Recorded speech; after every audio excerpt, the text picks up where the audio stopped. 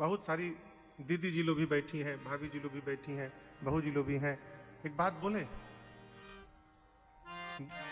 जितना तक मैंने सुना है, देखा है, हो सकता है ऑप्शनल सब जगह होते हैं, हर पत्नी अपने पति को कहती आपको कभी बुद्धि नहीं हो पाएगी।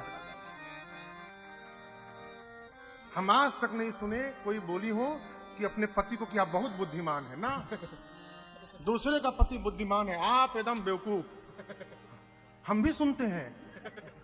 हाँ, हमारे पूज्य महाराज श्री के पास एक दादाजी है। मैं आपको एक बात बताऊं, दादाजी हैं, थोड़े व्यवस्थित हैं। एक दिन रात को महाराज जी के पांव दबा रहे थे हम और दादाजी मिलके। दादाजी बोले महाराज से एक बात पूछना है। पूछिए। बोले सरकार, आज 25 साल हो गए आपके साथ पूरा देश विदेश घूमते घूमते, पूरी दुनिया में हम लोग घूमते हैं, अब बुद्धि हमारी पत्नी को हो जाती है। हाँ, पूरी दुनिया हम घूमते, जब घर जाता हूं कहते तुम मूर्ख हो। मैं ये नहीं समझ पाता हूं।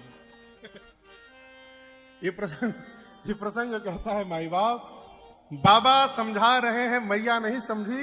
बाबा ने कहा जाओ परीक्षा ले लो। मैया गई परीक्षा लेने, बाबा वृक्ष के नीचे बैठ के भजन करने लगे। आपकी ढेर कहती है कहा पंडित जी आप तब से हंस रहे हैं।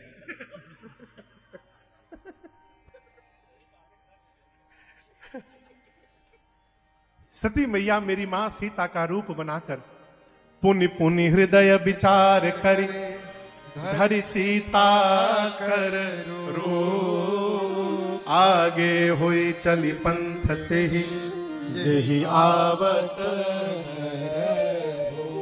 जिस मार्ग से राम लक्ष्मण जी मां जानकी को ढूंढते आ रहे थे, उसी मार्ग पर सती मैया सीता जी का रूप धारण करके आगे आगे चलने लगी। सोची यदि ये भगवान होंगे तो जान लेंगे कि ये सीता नहीं सती है। अब भगवान तो है नहीं, मुझे देखते सीता सीता कह के दौड़ के चले आएंगे। राम जी से पहले लक्ष्मण भैया ने देखा, अब देखते मन में बोली तो नकली भाभी है। क्यों?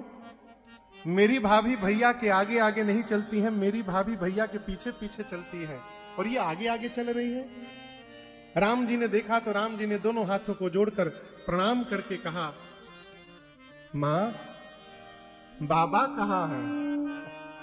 अकेले अकेले वन में घूम रही हैं आप। पता नहीं आपको सीता को मैंने अकेले छोड़ा था, कोई हरण करके ले गया, आप भी अकेली घूम रही हैं। जैसे रघुनाथ जी ने ये बात कही, सती मैया के पांव के नीचे से धरती खिसक गई हो। अपने अपराध का बोध हुआ, बिना एक शब्द कहे शंकर जी के पास लौट कर गई, और बाबा ने यहां